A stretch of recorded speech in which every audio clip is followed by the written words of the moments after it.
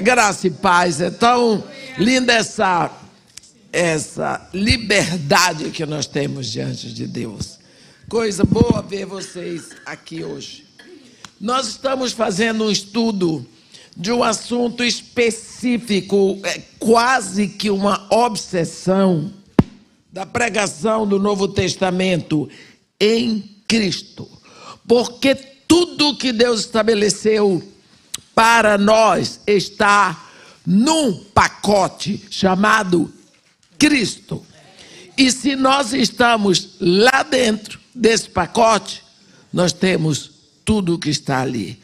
Fora dali, já vimos que a sabedoria está em Cristo. A santificação está em Cristo. Vimos que a redenção está em Cristo. Vimos que a justiça está em Cristo. Não adianta procurar fora, vai sair tudo deturpado e não vai dar certo. Já vimos todos aqueles versículos que falam em Cristo, ou no Senhor, ou nele, na primeira carta do apóstolo Paulo aos Coríntios. Agora estamos vendo na segunda. Não dá para fazermos todo o Novo Testamento em 3 dias, mas pelo menos em primeira e segunda carta de Paulo aos Coríntios. Hoje eu convido os irmãos para abrirem a Bíblia na segunda carta de Paulo aos Coríntios, no capítulo 2. Capítulo 2. Vamos ler a partir do versículo 14. Graças, porém, a Deus que em Cristo sempre nos conduz em triunfo, e por meio de nós manifesta em todo lugar a fragrância do seu conhecimento, porque nós somos para com Deus o bom perfume de Cristo, tanto nos que são salvos como nos que se perdem. Para com estes, cheiro de morte para a morte, para com aqueles, aroma de vida para a vida. Quem, porém, é suficiente para essas coisas? Porque agora nós vamos nos prender a partir desse versículo 17. Porque nós não estamos como tantos outros mercadejando a palavra de Deus. Antes, em Cristo é que falamos na presença de Deus com sinceridade e da parte do próprio Deus. Eu quero que vocês leiam isso e examinem no coração essa palavra do apóstolo, no versículo 17. Porque nós não estamos como muitos outros, como tantos outros, fazendo o quê? Mercadejando a palavra de Deus. Antes, em Cristo, é que falamos na presença de Deus com sinceridade e da parte do próprio Deus. Aqui nesse versículo 17, nós encontramos mais um lindo ensinamento dentro desse assunto, em Cristo. É um modo muito tenso, é um momento muito tenso em que Paulo está ensinando para a igreja para descrever aqueles que usam a palavra de Deus para tomar vantagem própria, como mercadores da palavra de Deus, adulterando, é isso mesmo, adulterando a mensagem para o seu próprio proveito. Ele está dizendo, meus irmãos, esta carta foi escrita no 1º século. No 1º século, nós estamos no século 21. Então você veja o que tem acontecido com a pregação da palavra. No 1º século já tinha gente adulterando a palavra, porque ele diz, porque nós não estamos como tantos outros Quer dizer que Paulo, aqui como apóstolo de Jesus Cristo, ele está trazendo a mensagem certa da doutrina santa da palavra de Deus, mas já existiam aqueles que usavam a palavra de Deus para proveito próprio. Eu acho isso. Sabe o que eu acho lindo? É que desde aquela época tem a intenção do mundo, da carne e de Satanás para adulterar a palavra. Mas a palavra continua. Ela está escrita. Ela está escrita para nós e sempre vai haver aqueles que não vão estar adulterando a palavra, mercadejando a palavra. Esse termo aqui, usado para mercadejar, é sempre usado em conexão às pessoas que naquela época eles adulteravam o vinho misturando com água. Eles pegavam o vinho puro, misturavam com água e saíam vendendo pelas ruas mais barato. Entendeu? Eram os mercadejos. Eram os que mercadejavam o vinho. Eu gosto muito quando Eugene Peterson traduz esse versículo na mensagem. Se você tem a Bíblia, a mensagem. Nós não pegamos a palavra de Deus dissolvendo para vendê-la mais barato pelas ruas. Quer dizer, por aí, vai vendendo. Paulo deixa claro que não era isso que ele estava fazendo com o evangelho. Ele diz: nós falamos diante de Deus com sinceridade, como homens enviados de Deus. Uma coisa que as pessoas não podem, às vezes perdem a consciência. Nós lemos aqui agora de manhã, não é? Eles não discernem o corpo, eles não discernem o culto, eles não discernem o momento. Vamos ver uma coisa aqui que está acontecendo agora. Deus, desde o início de toda a eternidade, Ele criou seres que o adoram. Anjos, arcanjos, querubins, serafins, seres celestiais. Este culto a Deus, ele existe toda a eternidade. O que acontece é que esse Deus que está sendo adorado desde toda a eternidade, ele continua sendo adorado. Existe um culto nos céus. O que acontece? Quando o pastor aqui chega com o seu rebanho,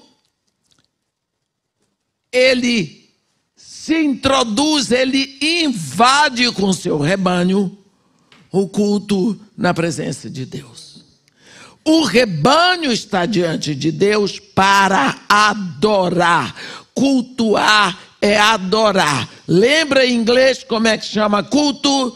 Worship service. É serviço de adoração. Serviço é atuação de servos.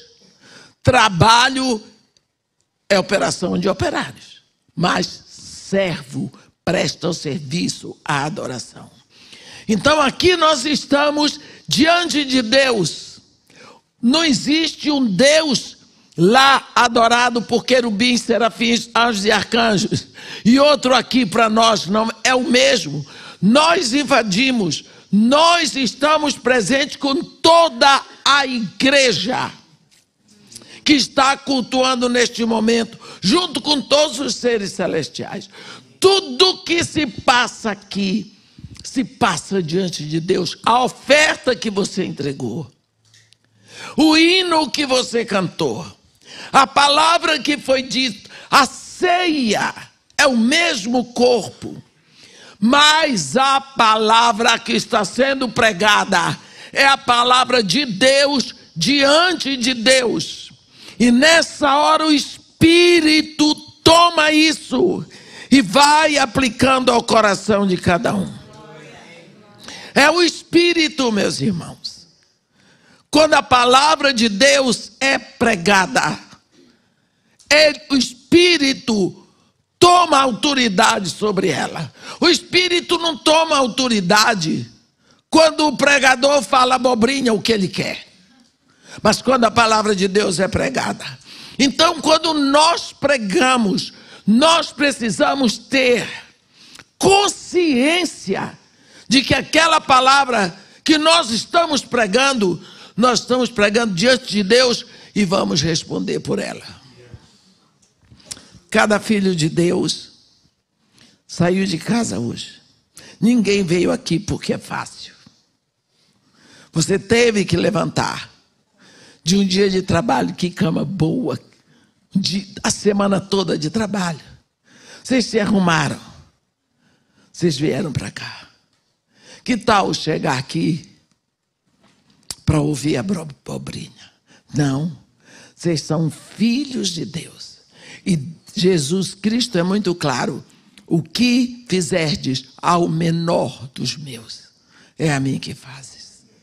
Então o pregador tem que ter essa consciência. Ele tem que saber o que está acontecendo. Lembra de Jonas? Quando Jonas, a segunda vez vem a palavra de Deus para ele: Jonas, vai à grande cidade de Nínive e proclama contra ela a palavra que eu te digo. Deus disse: você vai falar o que eu te digo. Jonas pensou: se eu não faço, barriga de peixe, mar, ele foi. Chegou lá, aquele homem esquisito, chato. Porque Jonas não era uma coisa fácil, não. Só Deus para lidar com ele. Ele chega lá, o homem atravessa a cidade todinha assim. A roupa dele não devia ser das mais bonitas. De má vontade, mas ele tinha que dizer a palavra de Deus. Porque se ele fosse pregar a palavra dele, ele ia xingar todo mundo, aí ele dizer que não queria estar lá, mas que ele era obrigado. Ainda 40 dias e Nínive será subvertida. Repetiu 7 palavras o dia todo. Mas como a palavra de Deus, o Espírito tomava aquela palavra e olha, no coração das pessoas. O rei desceu do trono, tirou suas vestes reais, vestiu pano de saco, se assentou na cinza, deu ordem que todos se convertessem ao Deus de Jonas. Até os animais fizeram jejum. Palavra de Deus.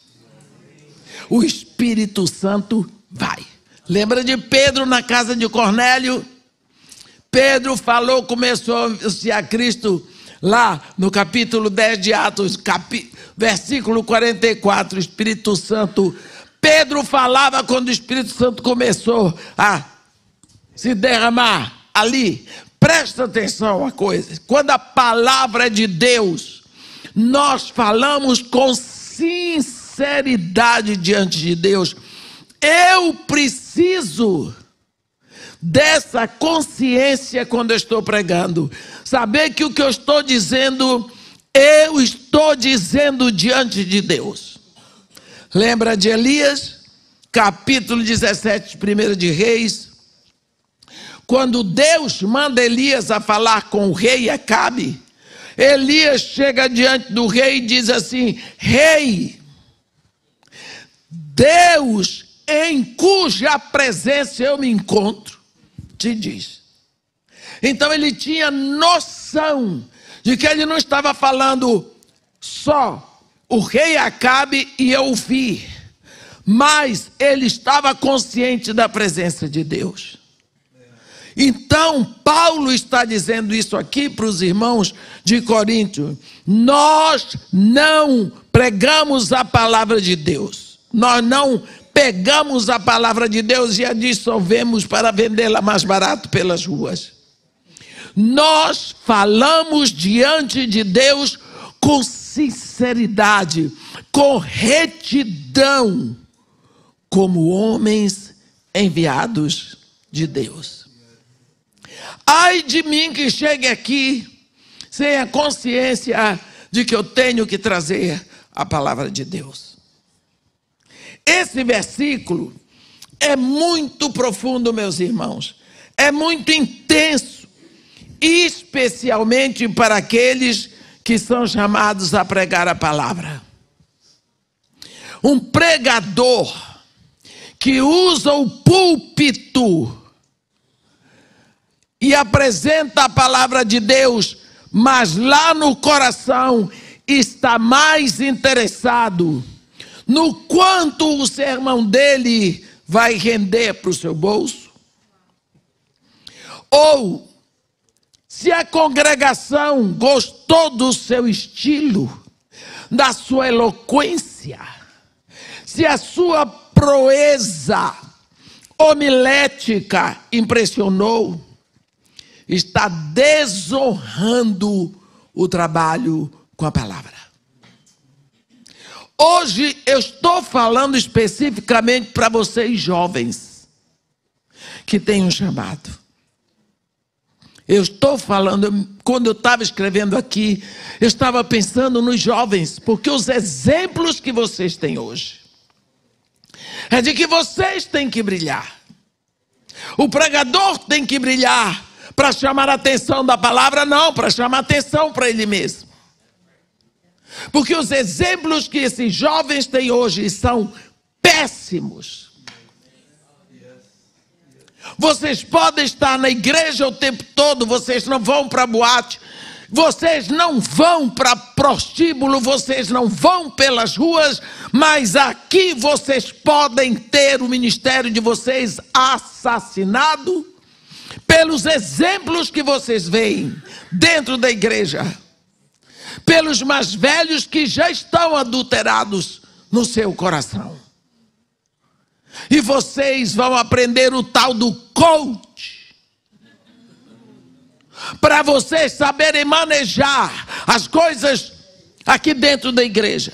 Já não precisa mais do Espírito Santo. Vocês vão aprender como pousar no púlpito. Já me ensinaram? Irmã, são 3 câmeras.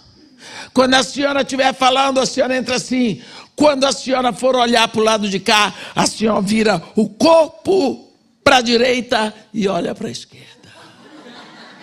Quando a senhora for olhar para a esquerda, a senhora vira o corpo para lá. Irmã, isso chama atenção, mas a desculpa, sabe qual é? É que não fica monótono para o povo. Não fica monótono para o povo. Eu disse aqui, eu vou pregar a palavra de Deus atenta ao que vem no meu coração pelo Espírito, ou pensando, se eu viro para cá, você viu, muito obrigada, sai. Não quiserem me convidar para pregar, eu comecei pregando na rua. Ô gente, qual é o problema de ir para a rua pregar? Eu vou. É o mesmo Deus. É a mesma palavra. Eu só não quero chegar a esse ponto. Eu me preocupo com os exemplos que a nossa juventude tem, porque Deus tem os chamados para essa juventude, para essa meninada que está agora, mas os exemplos que eles têm são péssimos. O brilho, eu chamo que é um povo que sofre de uma doença chamada holofotite. É a inflamação nos holofotes da alma dele. Eu estava falando isso hoje de manhã com o pastor. Pessoas que querem brilhar. As estrelas, cuidado com esse povo que brilha. O brilho deles ofusca tanto que o Espírito Santo já não está mais lá. Mas lógico que eles chamam a atenção. O grupo deles cresce. Ora, precisa Espírito Santo para algum grupo crescer, meus irmãos? Não precisa. O PT cresceu, MST cresceu, o islamismo cresceu, o banditismo cresce sem o Espírito Santo. O que eu quero dizer é que esse crescimento é um inchaço doentio. Eu me preocupo com isso. Às vezes a pessoa ensaia tanto para o púlpito, ensaiam na frente do espelho. Você sabe que eu ando em todo canto, eu converso com tudo quanto é pregador, ouço tudo quanto é conselho. Irmã, tem que fazer diante do espelho. Agora eu vou pregar, ver meu negócio lá na frente do espelho para ver se eu me apresento bem para a igreja. Meu Deus, eu estou diante de Deus. Olha, esse tipo de pregador, ele ganha o dinheiro pelo que faz. Sim, ele é pago. Porém, não passa de um mercador da palavra de Deus. O púlpito é tão importante para a igreja que nós devemos protegê-lo. Quando vemos o que está acontecendo hoje, nos entristece ver que Jesus morreu na cruz e alguns estão vendendo a mensagem. Eu me lembro de um dia que eu estava no interior da Bahia, na zona do Sertão, na estrada do Feijão, indo para Irecê. Tem uma cidade pequena, mas linda, chamada João Dourado. Cidade tipicamente do sertão. E eu estava com a Kay e acordamos de manhã e só teria trabalho à tarde e à noite na igreja.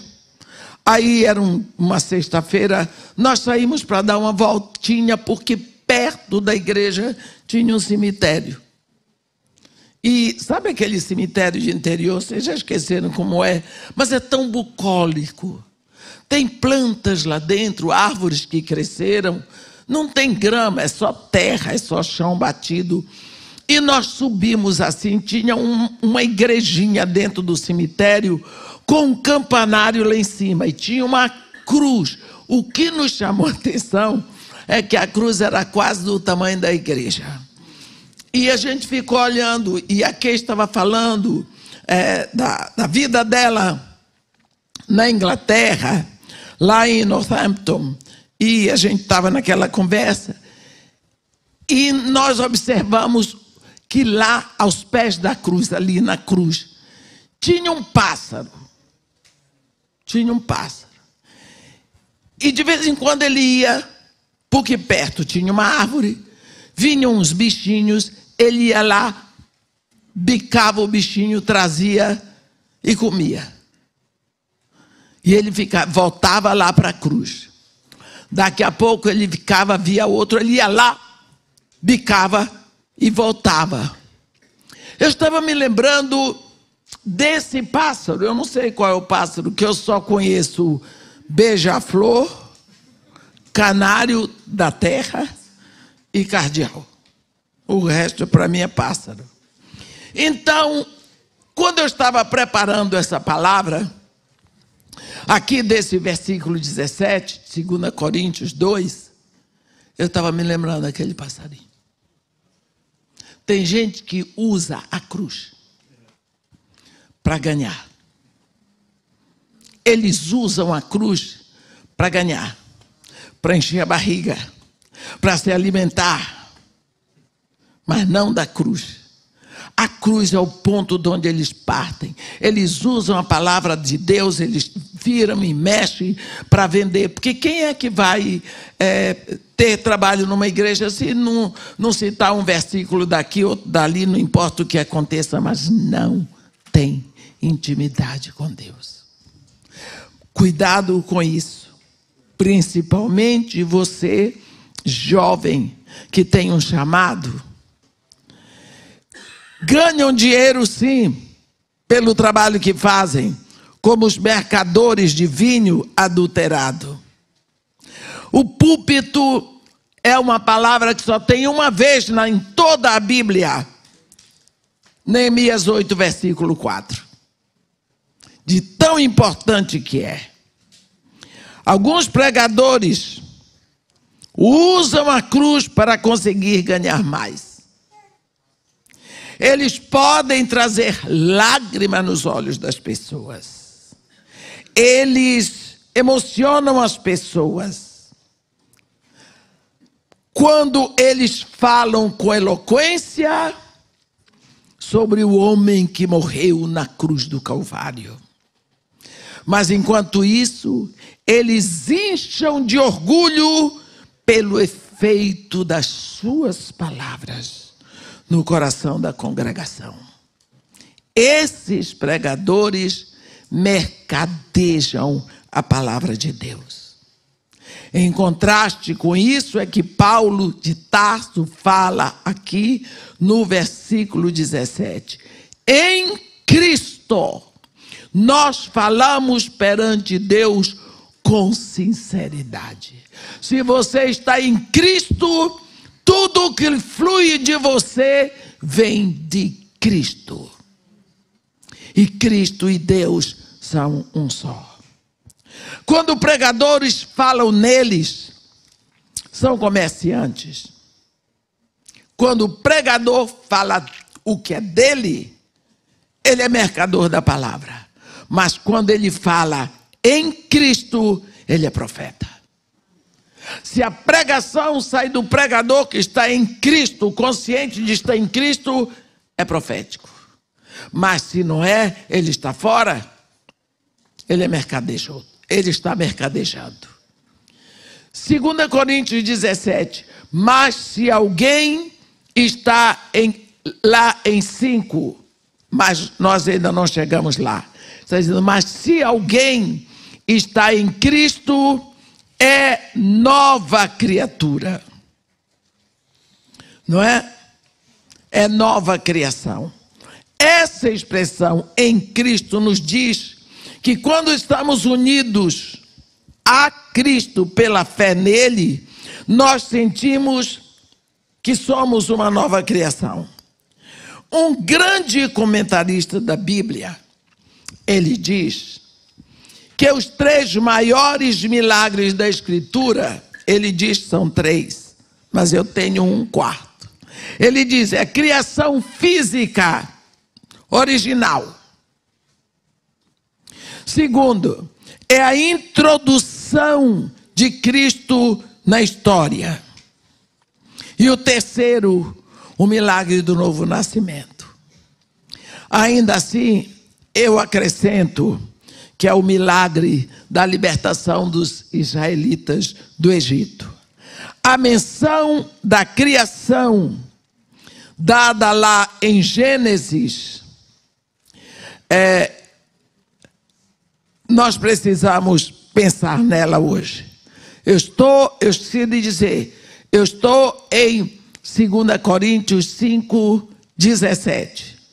E se alguém está em Cristo, é nova criatura. As coisas antigas já passaram, eis que se fizeram novas. Não é? Lá no início do Gênesis, você vê o que tem. No princípio criou Deus os céus e a terra. A terra, porém, era sem forma e vazia. Havia trevas sobre a superfície do abismo, e o Espírito de Deus se movia sobre a superfície das águas. Eu queria que você, agora de manhã, pudesse imaginar a terra era sem forma e vazia. Havia trevas sobre a superfície do abismo. Tudo estava desse jeito, até que a vida foi introduzida na morte. Né? Alguma coisa aconteceu a isso.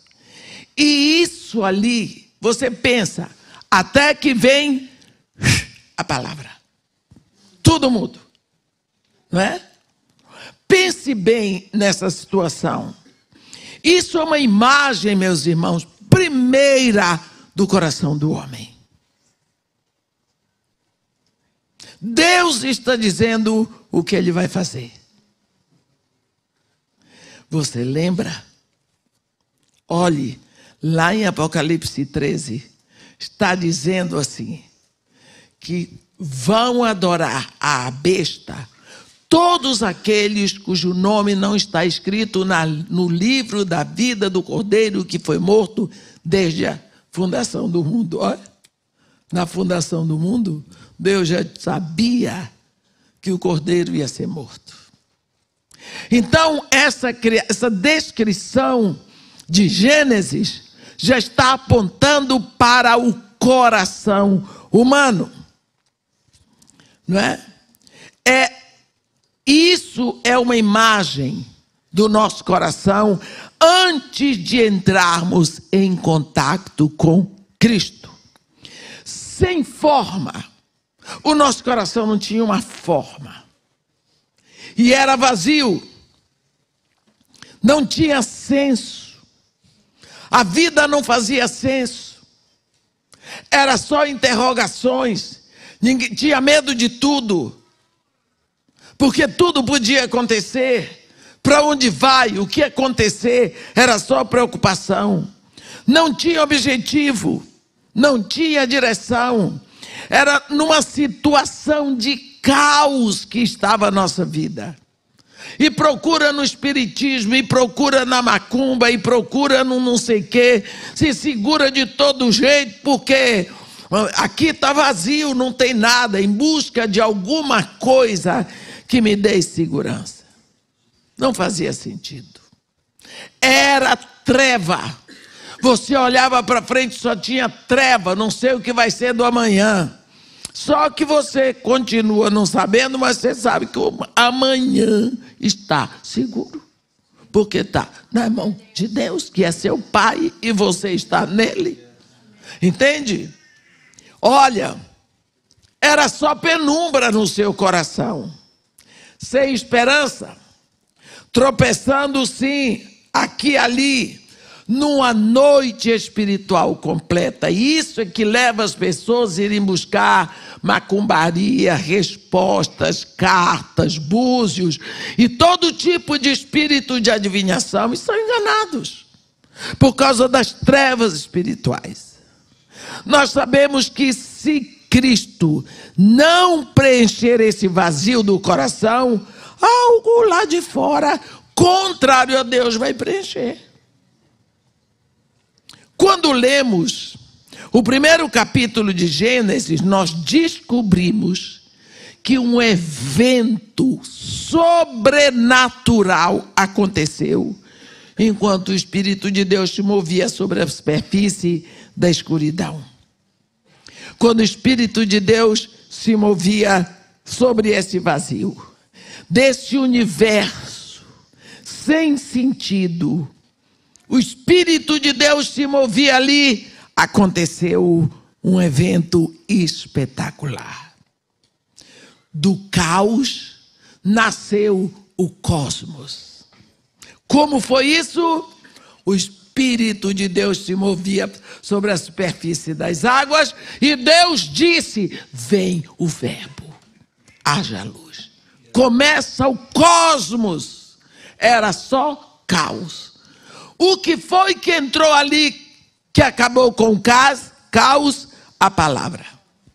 É isso que acontece na nossa conversão. O verbo entra. O verbo entra. E aí o seu coração muda. Você é uma nova criação. Porque tudo vai mudar. Uma nova personalidade surge, emerge com o objetivo. Agora tem sentido, uma nova direção, uma certeza diferente, uma busca. Você sabe para onde está caminhando. O que era velho passou. O que era velho passou. Aleluia. Tudo se faz novo, porque o novo chegou. A natureza humana básica, a natureza pecadora básica, permanece. Nós ainda somos pecadores, mas o falso mundo do pecado e do mal, eles começam a ser varridos de nós. Por quê? O nosso ego egoísta que deseja ser o Deus é limpo. E agora ele começa a obedecer. Lembra o que Jesus Cristo diz? Quer ser meu discípulo? Então negue-se a si mesmo. Tome sua cruz e siga-me. Isso é Jesus que está dizendo. E ele mandou fazer discípulos. Ide por todas as nações, fazei discípulos, ensinando o que eu vos tenho ensinado. É só isso que tem que ser ensinado. Qual o resultado disso? Qual a consequência? Eu estou convosco todos os dias, até a consumação do século. Olha, agora tudo se faz novo. Tudo começa, não é? Ele diz, mas você quer ser meu discípulo? Então você negue-se a si mesmo. Quer? Diga não para você. Diga não para os seus desejos. Diga não para as suas tendências. Diga não para as suas inclinações. Diga não para a sua violência. Diga não para o seu direito. A gente fala tanto de direito. Mas esquece que se tem direito é porque tem deveres. Tem deveres. Eu me lembro que uma vez eu estava subindo o morro Dona Marta. E tem aqueles meninos, eu chamo todos eles meninos. Eles empunham armas, eles podem vender o que quiser. São meninos. Porque na minha idade, todo mundo aqui é menino. A gente começa... Quando vocês são jovens, vocês olham para mim e dizem assim... O que essa mulher ainda consegue andar, ainda consegue pregar, ainda consegue viajar? As pessoas dizem isso na minha cara. Ou então dizem assim, irmã, a senhora não quer descansar? Eu disse, de quê? Não, mas a senhora não quer descansar um pouquinho? Eu disse, que é isso que eu estou cansada? Porque eu não disse. Mas a impressão que...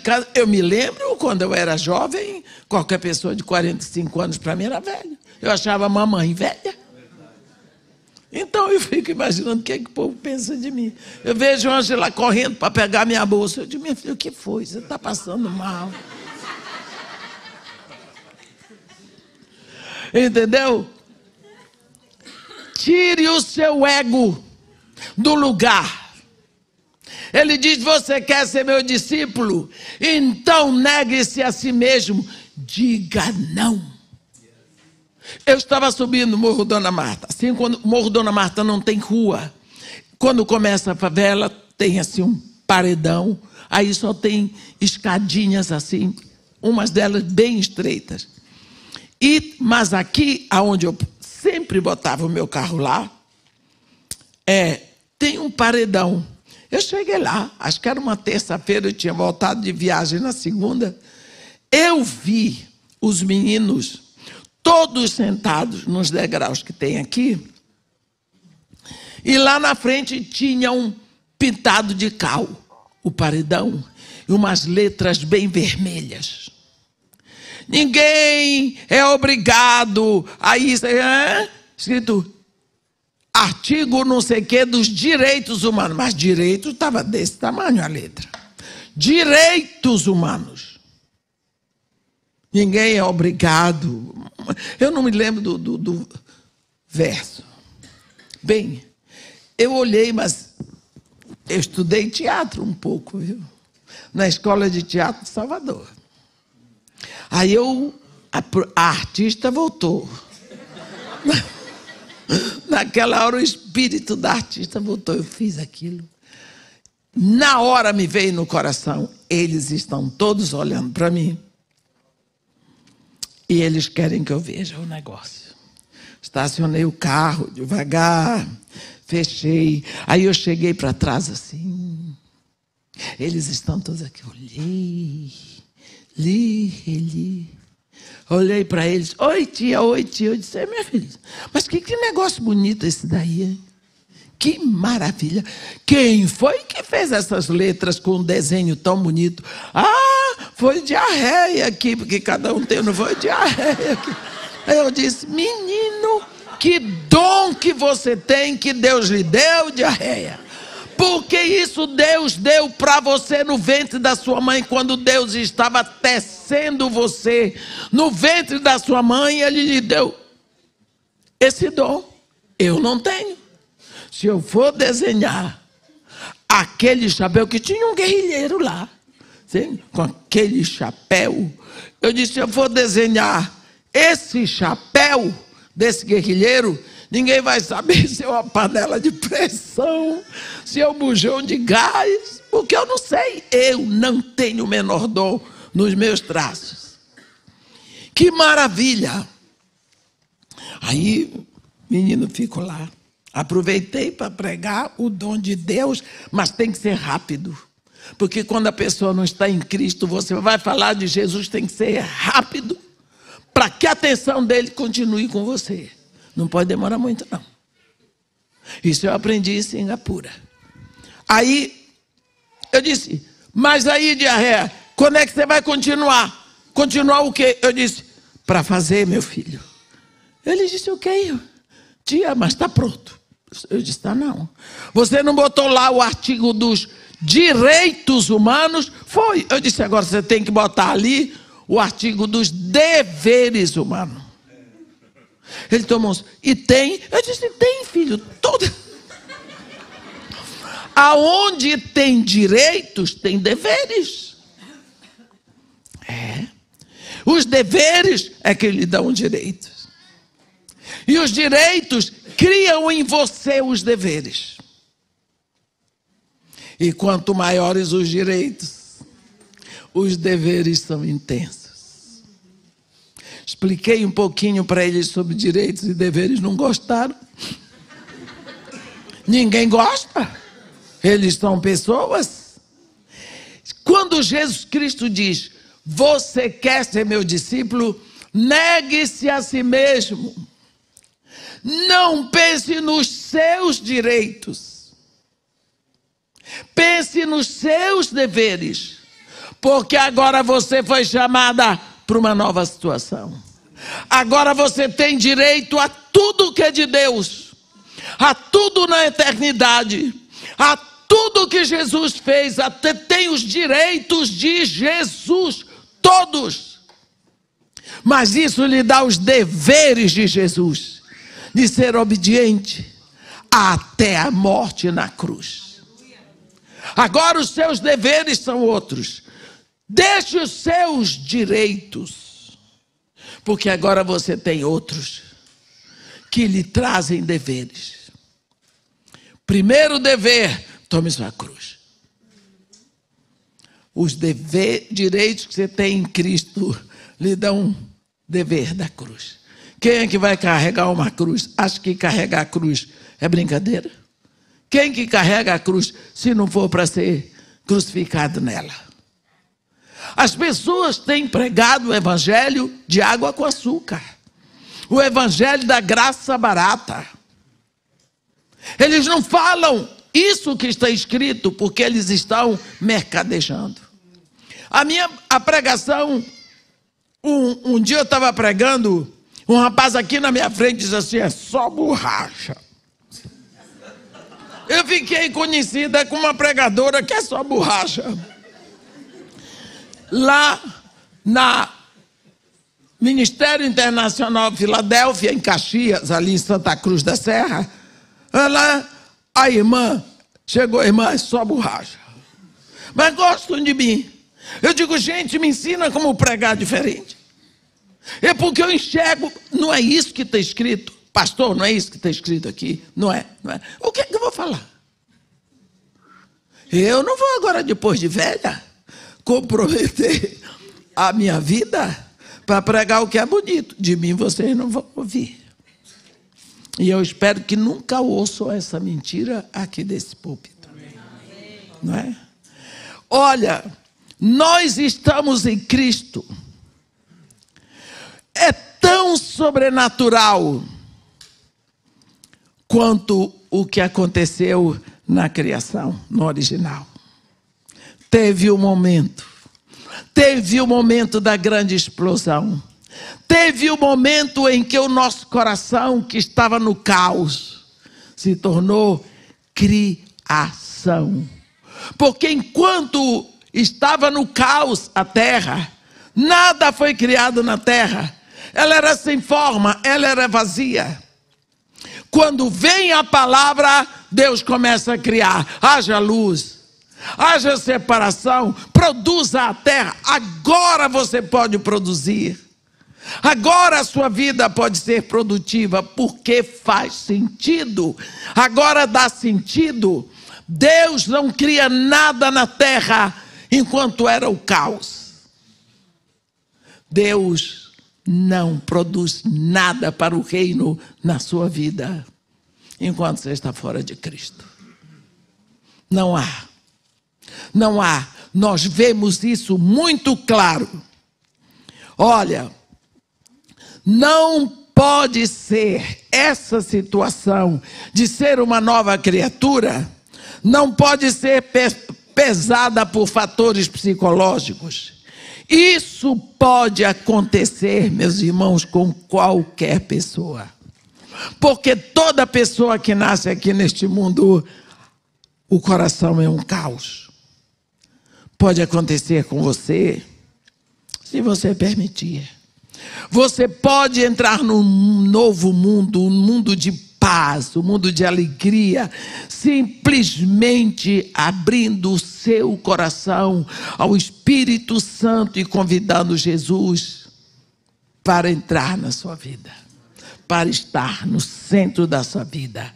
É assim que você vai ser essa nova criatura.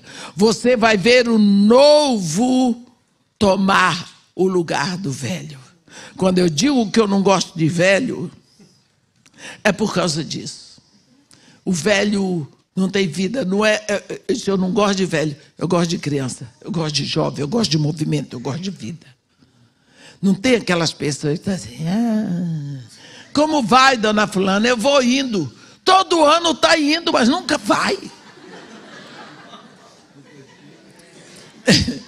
Então eu não gosto desse negócio assim. Eu não gosto. Eu gosto de vida, eu gosto de espírito de vida, né? A tradução literal das palavras gregas é assim: se alguém está em Cristo, é uma nova criação. Eu gosto disso. Eu gosto disso. Se alguém está em Cristo. Em Cristo. Isso significa que se nós somos cristãos, jamais usaremos padrões mundanos de julgamento. No versículo aqui, 16, está escrito: assim que nós, daqui por diante, a ninguém conhecemos segundo a carne. E se antes conhecemos Cristo segundo a carne, já agora não o conhecemos desse modo. Está vendo? Imediatamente antes, ele diz aqui: do ponto de vista do mundo, às vezes, nós olhamos as pessoas passando para ele, pensando para ele, projetando para ele os nossos problemas. Eu acho que fulano está pensando isso de mim. Eu acho que fulano fez assim, assim, assim. Eu não acredito no que fulano fez. Eu acredito no que eu penso que ele pensa. Isso sai. Isso acaba. Nós não vamos mais olhar as pessoas, se nós estamos em Cristo, identificando a sua raça, identificando a sua condição financeira ou o seu grau de instrução. Paulo acrescenta: se antes conhecemos Cristo segundo a carne, já agora não conhecemos desse modo. Porque nós achávamos que conhecíamos, mas agora nós entramos no padrão dele, não é? Quando nós pensamos nisso, nosso eu que antes dizia assim, o que eu posso obter, agora ele diz, o que eu posso dar, de que forma eu posso contribuir. Nós olhamos para o problema pensando, como eu posso entrar nessa resolução? Porque, afinal de contas, eu posso todas as coisas naquele que me fortalece para fazer. Não é? Devo pensar, será que eu sou realmente uma nova criação?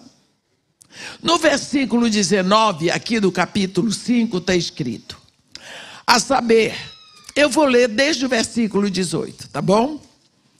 Ora, tudo provém de Deus que nos reconciliou consigo mesmo por meio de Cristo e nos deu o ministério da reconciliação. Pastor já leu isso hoje. A saber, que Deus estava em Cristo reconciliando consigo o mundo, não imputando aos homens as suas transgressões, e nos confiou a palavra da reconciliação. Puxa vida. Criados em Cristo Jesus. Agora nós vemos que antes, no versículo 10, a Bíblia diz, porque importa que todos nos compareçamos perante o tribunal de Cristo para que cada um receba segundo o bem ou o mal que tiver feito por meio do corpo, e assim ele vai dito. Agora ele está falando do ministério da reconciliação. Eu acho que eu estou indo longe demais. Ministério da reconciliação. Nós olhamos aqui, vemos que assim como na velha criação, tudo foi mudado. Tudo começou por causa da palavra. Estava lá, a terra sem forma e vazia. Deus chega lá e diz assim, haja luz, pá! O que foi que entrou ali que mudou tudo? O verbo haver, a palavra de Deus. Então, o que eu quero dizer é que assim como na antiga criação, tudo foi mudado pela palavra que é Cristo, o verbo.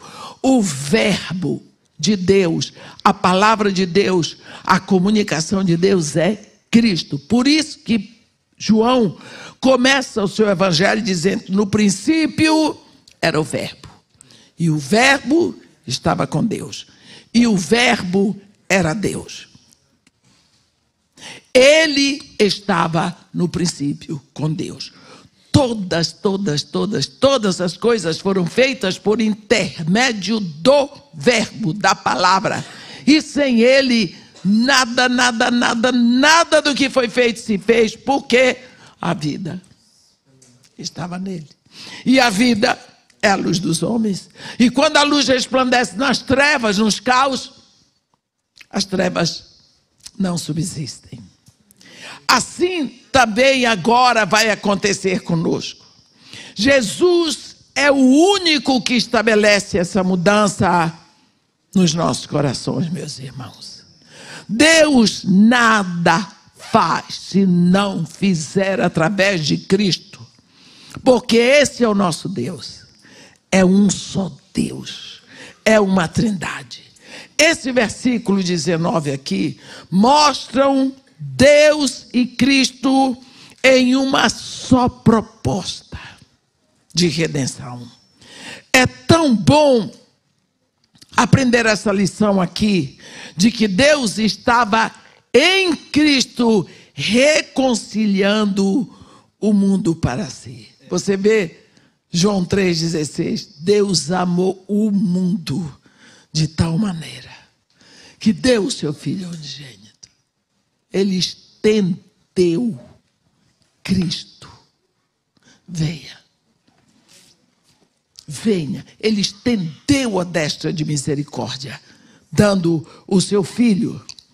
E nós vemos que Deus não estava fora de Cristo. no trabalho da redenção.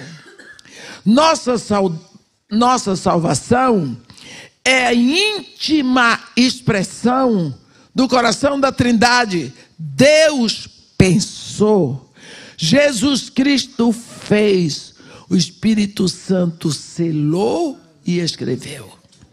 É a Trindade.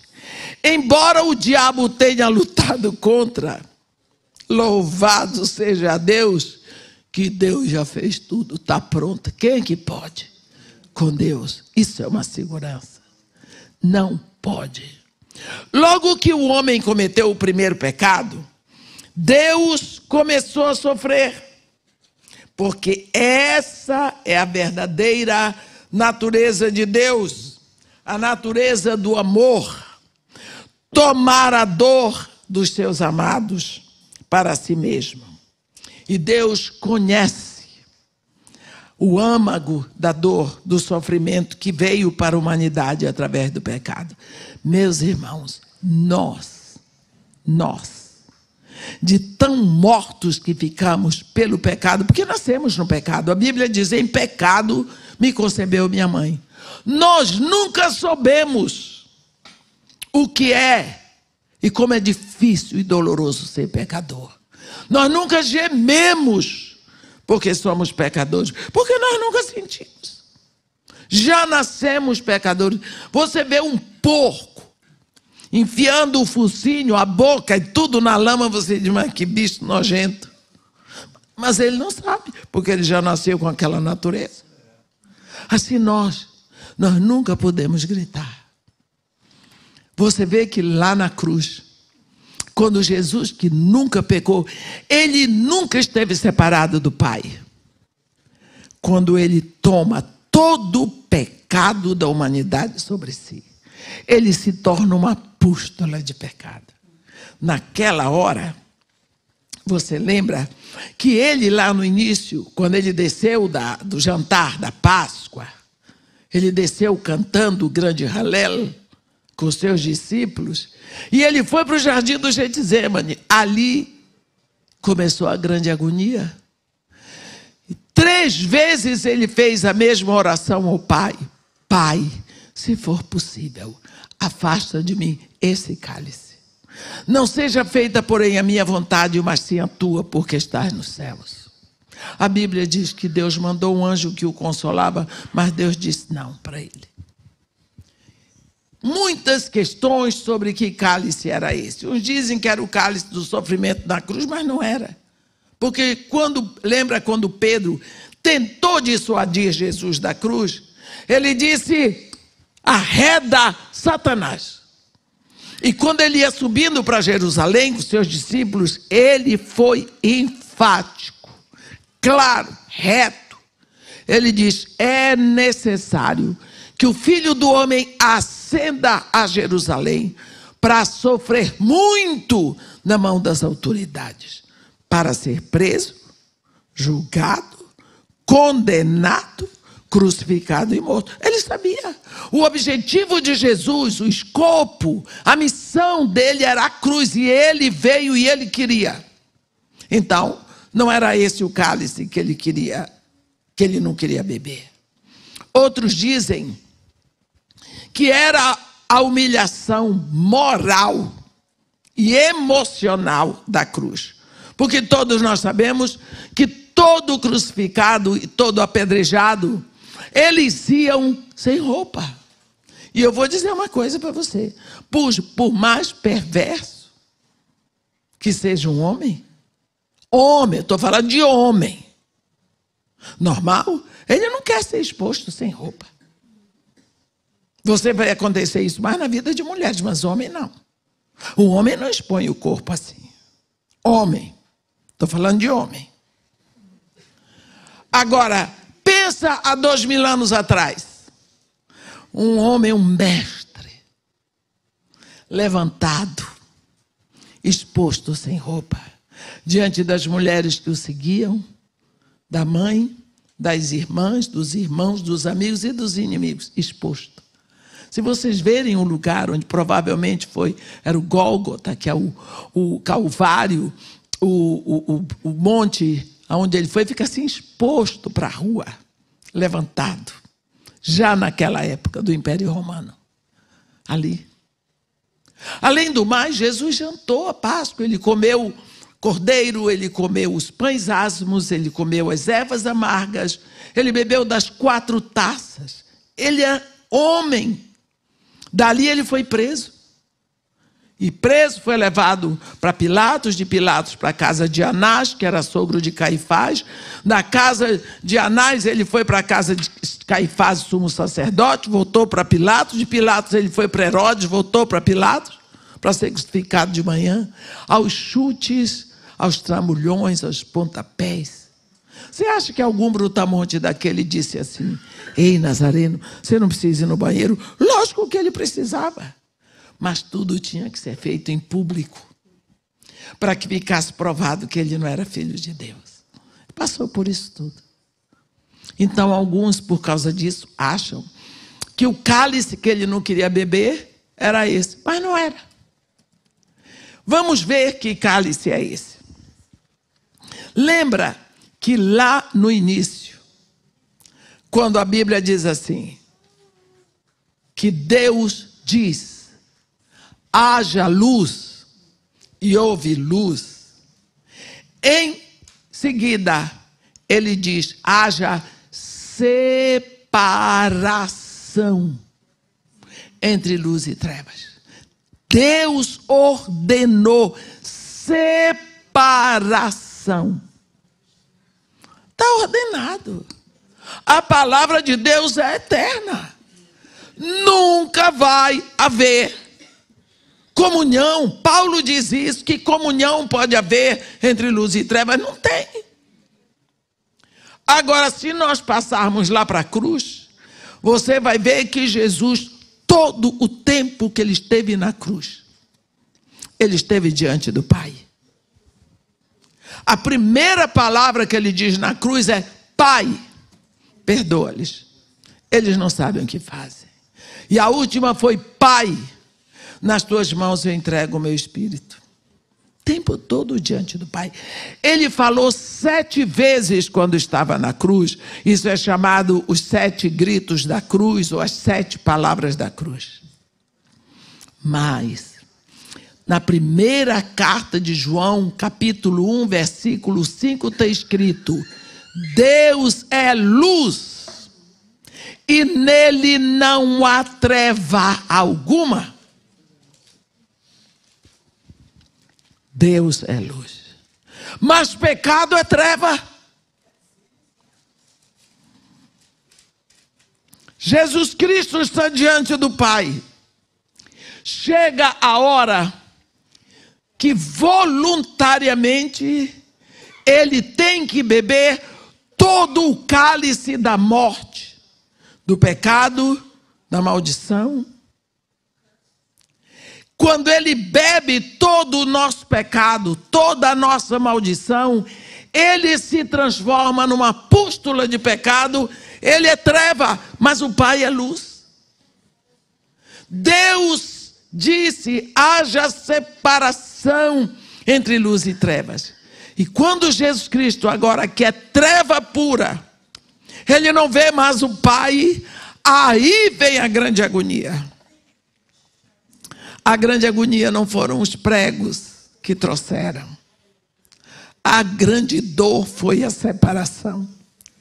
Ele gritou o que você e eu nunca pudemos gritar.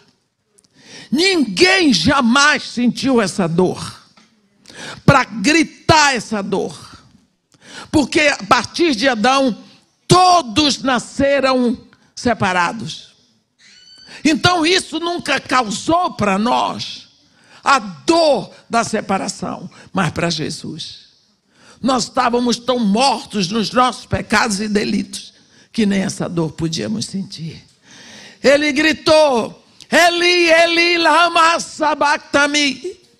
Deus meu, por que me abandonaste? Você já gritou isso? Não grita, porque não dói. Ele gritou essa dor. que de tão mortos que estávamos, nunca podemos gritar. E quando ele deu esse grito, ele disse: tudo está consumado. Tudo está pago. Está pronto, a redenção está feita. Não há mais nada para mim no meu trabalho redentor. Pai, nas tuas mãos eu entrego o meu espírito. Está vendo? Último grito de fé. Ele não via mais o Pai. Como nós também, que não vemos, gritamos. E aí, ele morreu. Foi isso aí. Foi isso aí. O pecado trouxe todo esse mal para nós. Mas nós sabemos que Deus tinha uma cruz invisível no seu coração desde a fundação do mundo. Nós vimos lá em Apocalipse 13. Na Suíça tem uma igreja que é chamada Igreja do Cordeiro. É interessante porque este nome foi adotado, diz a história da igreja, por causa de um estranho acidente que ocorreu quando a igreja estava sendo edificada. Era que um dos trabalhadores estava trabalhando já assim, num paredão da igreja, e ia passando um pastor com o seu rebanho. O pedreiro, esse trabalhador, escorregou e caiu pela encosta da igreja. E ele caiu em cima de um cordeiro. E esse cordeiro morreu. Mas o pedreiro ficou vivo porque a queda foi amenizada. Que em vez dele cair na pedra, ele caiu em cima do animal. Isso trouxe o nome para a igreja, Igreja do Cordeiro. Porque por causa daquele cordeiro, o homem continuou vivo. Isso tem muito a ver, eu acho, com o que aconteceu conosco. Quando o homem caiu no Éden, Deus preparou um cordeiro para quebrar, para anular o efeito da queda. Não é? A cruz levantada fora de Jerusalém em certo momento da história revela a cruz interna do coração de Deus. O sofrimento de Jesus é o sofrimento de Deus. Há um pintor que desenhou, eu vi essa pintura na Itália, em Florença, que desenhou os pregos assim, encravados nas mãos de Jesus. Atrás tem um coração, os pregos varam e entram nesse coração, e o nome do quadro é o coração de Deus, não é? Na cruz, nós vemos Deus e nós vemos a nós mesmos. Deus como o amor que sofre, e nós como os causadores do sofrimento. Pela cruz, nós vemos que o pecado é intolerável. Nós não podemos tolerar esse mau cheiro.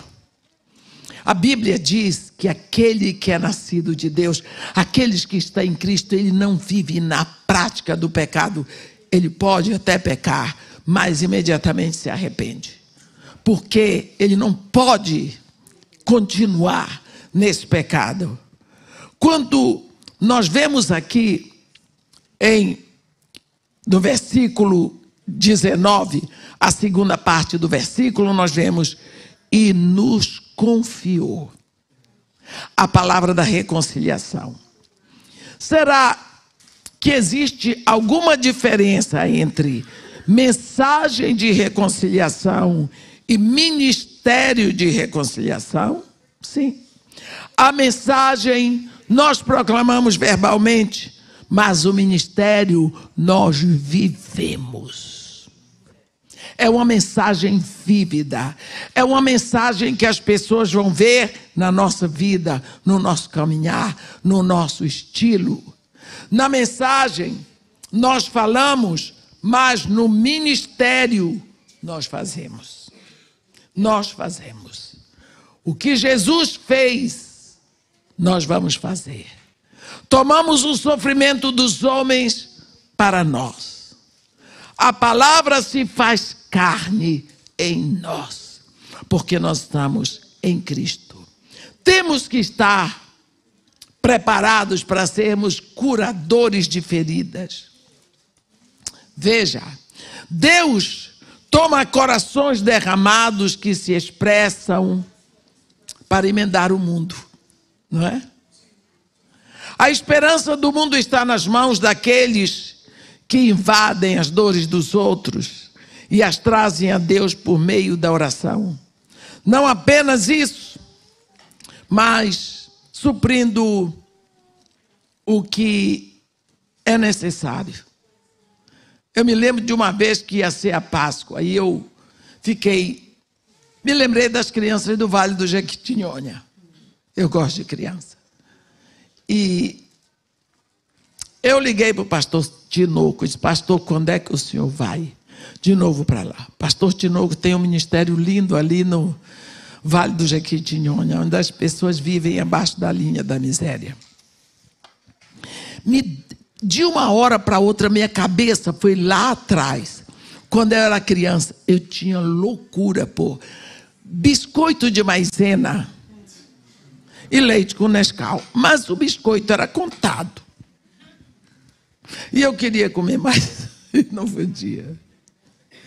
Ele disse, eu vou tal dia. Eu disse: pastor, eu quero encher a van de leite, Nescau, biscoito de maisena. Ele pensou, como essa mulher deve ser doida. Mas eu senti o desejo daquelas crianças. Aí a Ângela disse: vou entrar com você. Enchemos uma van. No final, já tinha comprado. Ele disse: irmão, pode levar um pouco de linguiça, um pouco de arroz, um pouco de macarrão. É que eu lembrei que criança não come só isso. Mas eu senti, a criança gosta dessas coisas. Eu disse criança pobre e criança rica gostam de abraço, gostam de beijo, gostam de ouvir que elas são lindas, gostam de chocolate, gostam de biscoito, não é? Criança gosta. Então, agora eu não posso mais dar chocolate para minhas crianças na Páscoa. Isso é provisão dela. Ela dá o chocolate da Páscoa e os panetones. Eu disse para ela: acabou por aqui, o resto é com o ministério. Mas ela também é do ministério. Nós precisamos sentir, meus irmãos, quando nós vemos a necessidade. Será que nós não podemos nem orar, nem levar aquela necessidade diante de Deus? Se você não pode ali fazer, leve a necessidade na mão de Deus. Porque Deus supre as necessidades. Nós, em Cristo, somos os reparadores de brechas. Isso só é possível se nós estivermos em Cristo.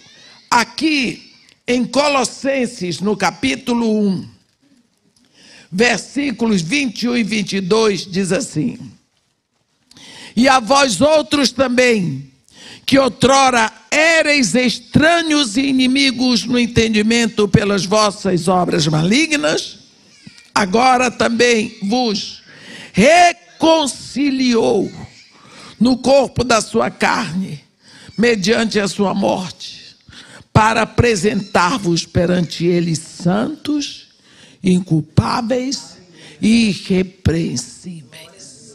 Pense bem. Filtrados nele. Você está dentro de Cristo. Pecador.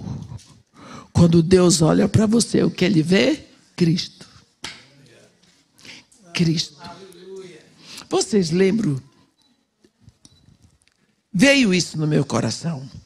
O que Deus instituiu, quando o homem pecava, no Antigo Testamento, ele tinha consciência. Aí ele ia lá, comprava um cordeiro, e lá vem ele com o cordeiro. Todo mundo via. Ei, aquele pecou, o que será que ele fez? Ele trazia, ele vinha confessando para todo mundo. Quando trazia o cordeiro, ele vinha dizendo publicamente: eu pequei, eu reconheço que eu mereço a morte. Então eu vou levar um cordeiro para morrer no meu lugar. Chegava lá no ato e entregava para os sacerdotes. Os sacerdotes examinavam o cordeiro para ver se o cordeiro preenchia os requisitos de Deus. Se o cordeiro não tinha defeito. Uma vez que não tinha defeito, eles botavam o cordeiro, amarravam nos 4 cantos do altar de holocausto, porque em cada canto tinha um chifre. Era uma mesa de madeira de acácia forrada com bronze, porque bronze significa julgamento. Aí o pecador botava a mão sobre o cordeiro, se fazendo um com o cordeiro, e os sacerdotes sacrificavam. O pecador saía dali: estou livre do pecado. Alguém morreu no meu lugar. Quem merecia a morte era eu, mas já passei para ele. O cordeiro levou. O que Deus está dizendo para nós com isso é que o pecador chega diante dele, levando o seu cordeiro Jesus. Ele não vai examinar o pecador como os sacerdotes não examinaram o homem. Eles examinaram o cordeiro. Também Deus não vai examinar, porque examinar a gente mesmo. Ele vai examinar o cordeiro que levamos. E o cordeiro que levamos é o cordeiro puro, santo, sem mácula. É a provisão de Deus. Quando nós estamos em Cristo, significa que de Cristo nos revestimos. Estamos lá dentro dele. Deus olha para o cordeiro e não para o pecador. Amém? Que Deus nos abençoe e nos guarde. Que faça resplandecer o seu rosto sobre nós e tenha misericórdia de todos nós. Ó Senhor Deus, nosso Pai, é tão bom estar aqui, Senhor, conscientes da Tua presença, consciente que nós estamos reunidos com toda a Tua igreja que Te cultua neste momento, com todos os seres celestiais que Te adoram agora. Te agradecemos, Senhor, porque o Senhor abriu para nós essa oportunidade. Que o Seu nome seja louvado e glorificado. Que a Sua palavra penetre e fique firmada nos nossos corações. E que através da Sua palavra, o Espírito faça esse trabalho de transfiguração das nossas vidas. E que tudo isso seja para a honra e glória do Teu nome e para o crescimento e fortalecimento da Tua igreja aqui na terra. Isso que nós pedimos, te agradecendo em nome de Jesus. Amém.